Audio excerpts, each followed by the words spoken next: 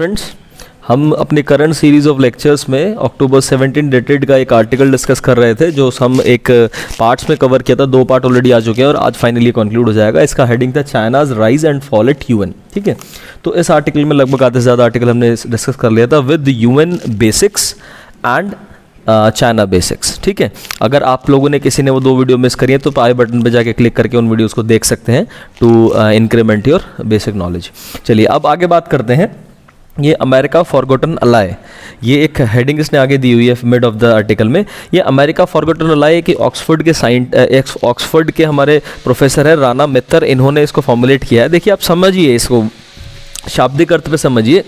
जब American forgotten अलाय की बात करते हैं तो अमेरिका का वो दोस्त जिसे वो भूल रहा है। ठीक है, भूल किसे रहा है? देखिए जब हम वर्ल्ड मैप में जाएंगे, वर्ल्ड मैप को देखिएगा, पैसिफिक ओशन जो है, उस पैसिफिक ओशन में अगर ये पैसिफिक ओशन है तो ये हमारा अमेरिका है, ये अमेरिका का वेस्टर्न कोस्ट है, and this is Pacific ocean, this is China, and ये चाइना का ईस्टर्न कोस्ट है। तो कुल मिला के अगर समुद्र को ख़त्म कर दें तो US and China are neighbours. ठीक है, तो इस पैसिफिक की बात करते हुए this Pacific is trans Pacific. ठीक है, तो एक यहाँ पे इसने बहुत अच्छी एक टर्मिनोलॉजी यूज़ की है, ट्रांस पैसिफिक लिंकेज।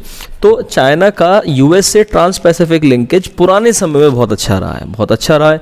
बहुत अच्छा कैसे रहा है भाई? चाइना ने उस टाइम में यूएस को सपोर्ट किया था, उसे बहुत सारे अपने सोल्जर्स कंट्रीब्यूशन में दिए थे उसके वेस्टर्न कोस्ट पे किसी भी तरह की समस्या को देखने, क्योंकि जो ट्रांस पैसिफिक एरिया है यहाँ पे सिर्फ एक हमारा चाइना और यूएस नहीं आता, यहाँ पे बहुत सारे और कंट्रीज भी आते हैं, सेट ऑफ कंट्रीज। नीचे जाओगे तो ब्राज़ील सारा आएगा, इधर हमारा ऑस्ट्रेलिया है, ये सारा का सारा आप एक बार मैप को देख लीजिएगा, you will get entitled in it. और मैं भी आपको एक मैप रिप्रेजेंट करवा दूंगा, आपको समझ में आ जाएगा, देख लीजिए चाहे।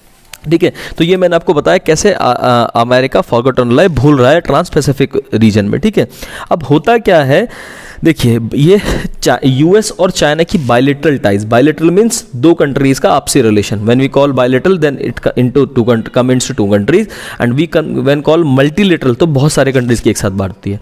तो बायलेटरल की बात करें तो वर्ल्ड वॉर 2 के बाद 4 पुलिसमैन, वर्ल्ड के 4 पुलिसमैन कौन कौन से? US, USSR, UK and France, ये यूएन के परमानेंट मेंबर्स थे।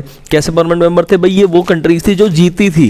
ठीक है, यूएस, यूएसएसआर और यूके जीत गई, तो यूके ने क्या किया, अपना एक अलाय यानी फ्रांस को अपने साथ परमानेंट मेंबरशिप में रख लिया। ठीक है, इसी तरीके से यूएस ने सोचा यार मेरे साथ भी एक ऐसा इंडिस्पेंसिबल पार्टनर होना चाहिए जो मुझे और स्ट्रांग बना दे, और मेरे सामने जो यूएसएसआर खड़ा हुआ है इसके अगेंस्ट हम मिलकर एक बड़ा बल्क फैक्टर बना लें।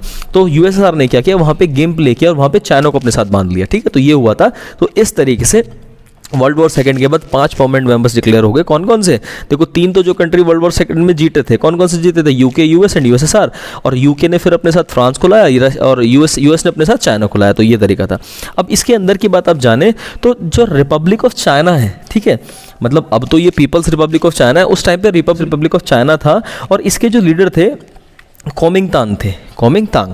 अब ये कॉमिंगतांग जो थे ये रिपब्लिक ऑफ चाइना थे के हेड थे। अब क्या होता है, जब ये यूएन के मेंबर बन जाते हैं तो कुछ टाइम बाद कम्युनिस्ट बोले तो चाइना, कम्युनिस्ट जो लीडर्स थे उन्होंने इन कॉमिंगतांग को अपने मेनलैंड से उखाड़ फेंका। सोचिए, मतलब जिस बंदे ने यूनाइटेड नेशन में एक परमानेंट सीट ली उसको ही मेनलैंड से उखाड़ फेंका। तो क्या हुआ फिर? अब वो बंदा जो है वो एक पुराना आइलैंड है जिसका नाम है फॉर्मोसा। आप फॉर्मोसा के नाम से नहीं जान पाएंगे इसे, लेकिन जब मैं इसे कहूँगा Taiwan, now it is known as Taiwan, तो आप जान जाएंगे। तो इस कॉमिंगतांग ने अपने आप को स्टैब्लिश किया ताइवान आइलैंड में। ठीक है, तो ये मान लीजिए जिस बंदे ने चाइना के लिए यूएन के अंदर एक परमानेंट सीट ले ली, उसे चाइना ने अपने मेनलैंड से उखाड़ फेंका, फिर उसने अपने आपको एक कहाँ पे बनाए रखा, एक आइलैंड पे बनाए रखा। फिर होता क्या है, इस आइलैंड से ये जो इसकी परमानेंट मेंबरशिप है 71 तक चलती है, लेकिन 71 के बाद क्या होता है, जो ये रिपब्लिक ऑफ चाइना है इसको हटा दिया जाता है, इसकी मेंबरशिप को एक्सपेल्ड कर दिया जाता है। उसके बाद जो पीपल रिपब्लिक ऑफ चाइना है उसे एडमिट कर दिया जाता है एज अ मेंबर। और कब करा जाता है? जब यूएस के प्रेसिडेंट रिचर्ड निक्सन बने हुए थे। ठीक है, incumbent president was Richard Nixon. तो रिचर्ड निक्सन फिर नेक्स्ट सब्सिक्वेंट ईयर में 1972 में बीजिंग जाते हैं अपने आप को स्ट्रॉन्ग करने के लिए पीपल्स रिपब्लिक ऑफ चाइना को यूएन के अंदर फिर दोबारा परमानेंट मेंबरशिप निकालते। दोबारा तो कह नहीं सकते, दोबारा क्यों कहेंगे, पहले से भी चाइना में मरतबा क्या किया, जो सरकार पहले अलग हो गई थी उस सरकार का नाम चेंज करा है, तो कुछ इस तरीके से मान लीजिए। तो ये कुछ set of changes world order में हुए हैं, तो ये हिस्टोरिकल चीज़ें मैंने आपको समझा दी। लेकिन अब इसकी अब क्या रेलेवेंस है, इसकी अब रेलेवेंसी है, देखिए इस टाइम अगर अब की बात करें तो यूएन में रिफॉर्म्स की बात चल रही है, ठीक है, और यूएस अपनी हेजीमनी, ग्लोबल हेजीमनी, ये वर्ड है यूएस ग्लोबल हेजीमनी, इसका क्या मतलब होता है, ग्लोब मतलब अक्रॉस द ग्लोब, मतलब पूरे वर्ल्ड की बात हो रही है, और हेजीमनी मतलब अपनी स्वायत्ता, अपनी प्रभुता, और थोड़ा सा नॉर्मल टर्मिनोलॉजी में बात करूं तो दूसरों के ऊपर अथॉरिटी मेंटेन करने के प्रोसेस को हेजीमनी कहते हैं। तो यूएस अपनी ग्लोबल हेजीमनी कैसे बनाए रखेगा, ये ऐसे बनाए रखेगा, पहले कैसे बनाई थी, पहले उसने चाइना को अपने साथ लाके अपनी हेजीमनी बनाई थी, किसके अगेंस्ट, यूएसएसआर के अगेंस्ट। तो जितना ज़्यादा पावरफुल ब्लॉक होगा उतना ज़्यादा उसकी लोग मानेंगे। तो अब क्या है, अब कॉन्सेप्ट आ रहा है मल्टीलेटरलिज्म का। ये देखिए इस न्यूज़पेपर में लिखा हुआ है, मल्टीलेटरलिज्म के कॉन्सेप्ट में क्या है, छोटे छोटे ब्लॉक मिल के एक मल्टीपोलर ब्लॉक बना लेते हैं जिसमें बहुत क्षमता होती है और बहुत हर तरह की रिसोर्सेज और फाइनेंशियल एड देने की कैपेसिटी होती है। तो ये मल्टीपोलैरिटी वाला जो कॉन्सेप्ट, स्ट्रॉन्ग मल्टीपोलैरिटी वाला कॉन्सेप्ट जो वर्ल्ड के लेवल पे निकल के आ रहा है, इसके साथ यूएस की मजबूरी है जाने की। क्यों? क्योंकि इस टाइम जो यूएस, ये जो हमने जो पेंडेमिक हुआ है, इस पेंडेमिक ने, कौन सी, कोविड-19 पेंडेमिक ने चाइना की तो छवि खराब कर दी है। अब यूएस अपने पीछे चाइना को तो खड़ा करवा नहीं सकता, अब वो क्या करेगा, वो इन सारे मल्टीपोलैरिटी वाले, स्ट्रॉन्ग मल्टीपोलैरिटी वाले ग्रुप को अपने फेवर में लेगा।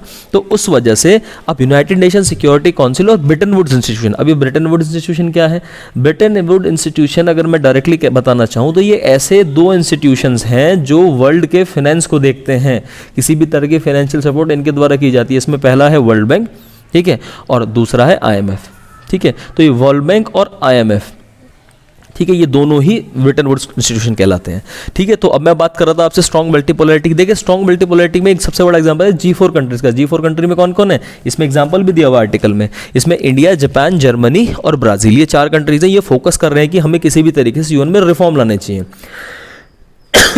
सॉरी, रिफॉर्म्स क्या, अब रिफॉर्म की बात करें तो सबसे पहला जो एक आइडियल रिफॉर्म बता दूं, इनका ये कहना है कि ये जो परमानेंट मेंबरशिप का और वीटो कॉन्सेप्ट वाला है ना, वीटो वोट का कॉन्सेप्ट है, इसे हटा दो यार, सबको इक्वल फ्रंट पे रखो। 193 कंट्रीज है तो 193 वोट होने चाहिए और उन वोट के अकॉर्डिंग ही वोटिंग होनी चाहिए। तो ऐसा नहीं कि कोई बंदा एक कह देगा भाई नहीं होना चाहिए तो सब बंदे हाँ कहते हैं ना, वो तब भी ना हो जाए, ठीक है। तो उस परमानेंट मेंबरशिप का या फिर वीटो कॉन्सेप्ट को हटाना चाहते हैं, रिफॉर्म लाना चाहते हैं, ठीक है। तो अब यूएस मजबूरी में वहाँ पे उनके साथ रहेगा। अब मजबूरी में रहेगा तो कुछ ना कुछ अपनी परमानेंट मेंबरशिप को बचाने के लिए ग्राउंड भी मेंटेन करेगा। तो उसी ग्राउंड के रिगार्ड में ये क्या कर रहा है, अब पेंडेमिक की वजह से चाइना को अपने से दूर कर रहा है, और जिस वजह से चाइना आज वीक है। आज इंडिया के पास ये बहुत अच्छी अपॉर्चुनिटी है कि चाइना की वीकनेस को अपना एक स्ट्रॉन्ग पॉइंट बना के और वर्ल्ड ऑर्डर में अपना एक स्थिर जगह प्राप्त कर ले। क्योंकि इंडिया अभी अभी नॉन परमानेंट मेंबर के लिए, देखो मैंने आपको बताया भी था, यूएन के अंदर लगभग देखिए टोटल 5 तो परमानेंट मेंबर है और 10 नॉन परमानेंट मेंबर। ये जो नॉन परमानेंट मेंबर हैं ये 2 साल के लिए अपॉइंट होते हैं। तो अभी अभी इंडिया अपॉइंट हुआ है नॉन परमानेंट मेंबर के लिए और अनोनिमस जीता है, कोई भी अगेंस्ट नहीं था इनके। और अभी आने वाले टाइम में इंडिया जो है 2 बहुत बड़ी समिट होल्ड करेगा। देखिए ये होस्ट करेगा ब्रिक्स समिट जो 2021 में होनी है यानी अगले साल, और G20 की समिट जो 2022 में होनी है।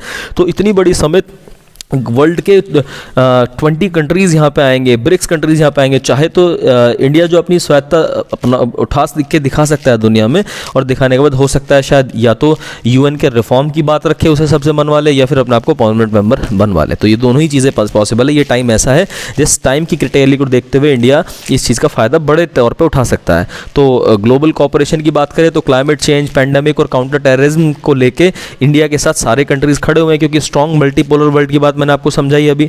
और इंडिया की अभी स्थिति ऐसी है कि वो फाइनेंशियल तौर पे उसे थोड़ा सा अपना कंट्रीब्यूशन बढ़ाना पड़ेगा इंटरनेशनल लेवल पे, और जब इंटरनेशनल लेवल पे अपना कंट्रीब्यूशन बढ़ाएगा तो जाहिर सी बात है वो चाइना की तरह दोनों चीज़ें ले लेगा। एक तो इस सिचुएशन की वजह से उसके हो सकता है कि 5 परमानेंट मेंबर में उसके बाद छठे का उसका नाम आ जाए, और दूसरा फाइनेंशियल एड भी बढ़ा लेगा। तो अपने आप में इंडिया भी एक बिल्डिंग बल्कवार्ड ब्लॉक हो जाएगा, ठीक है। तो ये जो हमारा आर्टिकल है ये हमारा आज खत्म होता है।